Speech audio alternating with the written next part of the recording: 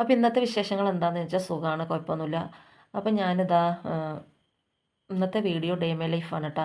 അപ്പോൾ എന്നും ഇങ്ങനെയൊക്കെ തന്നെ ഇക്കാരം എനിക്ക് എൻ്റെ പണികൾ എന്നും ഇങ്ങനെ ഏകദേശം ദിവസങ്ങളിലൊക്കെ ഇങ്ങനെയൊക്കെ തന്നെ ഇക്കാരം.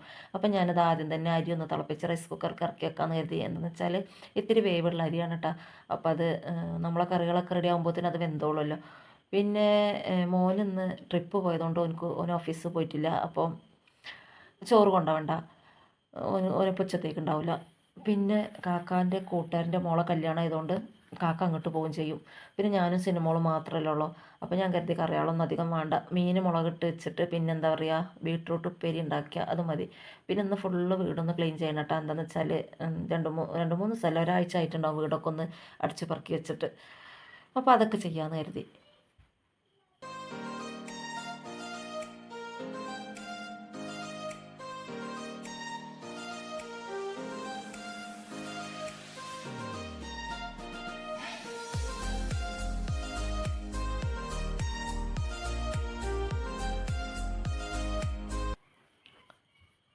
അപ്പോൾ അതാ മീൻ മുളകിട്ടിട്ടാ. അപ്പോൾ കുറേ വീഡിയോയിൽ ഞാൻ ഇട്ടതാണ് മീൻ കറിയൊക്കെ. അപ്പോൾ പിന്നെ ഞാനത് വീഡിയോ എടുത്തില്ല. എന്നിട്ട് അതൊക്കെ കഴിഞ്ഞിട്ടതാ ഒരു ഗ്ലാസ് ചായ കുടിക്കാമെന്ന് കരുതി. ചായ കുടിക്കലൊക്കെ കഴിഞ്ഞിട്ടാണ് പിന്നെ ബാക്കി പണിയൊക്കെ ചെയ്തത്.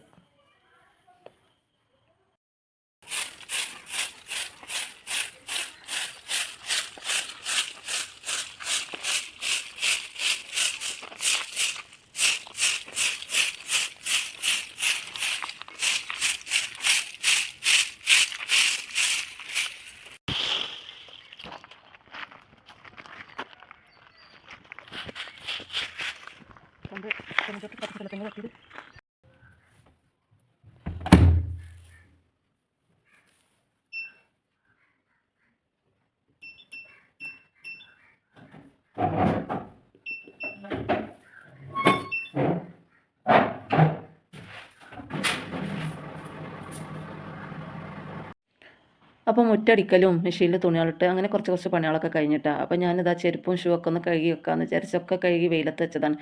പിന്നെ അടുക്കളയിലത്തെ ചെടികളൊക്കെ ഒന്ന് കഴുകി പറക്കി വെക്കണം, കുറേ ദിവസമായിക്കണം കഴുകിയിട്ട്. പിന്നെ എന്താ പറയുക കേട് വന്നതൊക്കെ എടുത്ത് കളഞ്ഞ് നല്ല ചെടികൾ വെക്കണം. അപ്പോൾ ഇതൊന്നും വെള്ളത്തിൽ വരുന്നില്ല, വെള്ളത്തിൽ വരുമെന്ന് വിചാരിച്ചിട്ടതാണ്. ഒരാഴ്ചയായി അതൊക്കെ ഇലക്കെ ഉണങ്ങിക്കണം. അങ്ങനെ കുറേ ക്ലീൻ ചെയ്യാനുണ്ട്. പിന്നെ വർക്ക് ഏരിയൻ്റെ കോലാണ് കേട്ടോ ഇത്. ഇതിപ്പോൾ ഇതൊക്കെ ഒന്ന് ക്ലീൻ ചെയ്യണം.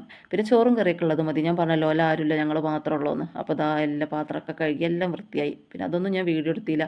വീഡിയോയിൽ കണ്ടപ്പോൾ പെട്ടെന്ന് പണി കഴിഞ്ഞില്ലേ, പക്ഷേ കുറേ നേരമായിട്ടാണ് 4 മണിയൊക്കെ ആയി പണി കഴിഞ്ഞപ്പോൾ. പിന്നെ കുളി നിസ്കാരമൊക്കെ കഴിഞ്ഞതിൻ്റെ ശേഷമാണ് അതാ ചോറ് തിന്നുന്നത്. സാധാരണ ഞാൻ 3 മണി കഴിഞ്ഞാൽ പിന്നെ ചോറ് തിന്നലില്ല. അങ്ങനെ എന്തെങ്കിലും നേരം വൈകുകയാണെങ്കിൽ പിന്നെ ചോറ് തിന്നൂല. പിന്നെ ചായ ഉണ്ടാക്കി കുടിക്കലാണ് എന്നും.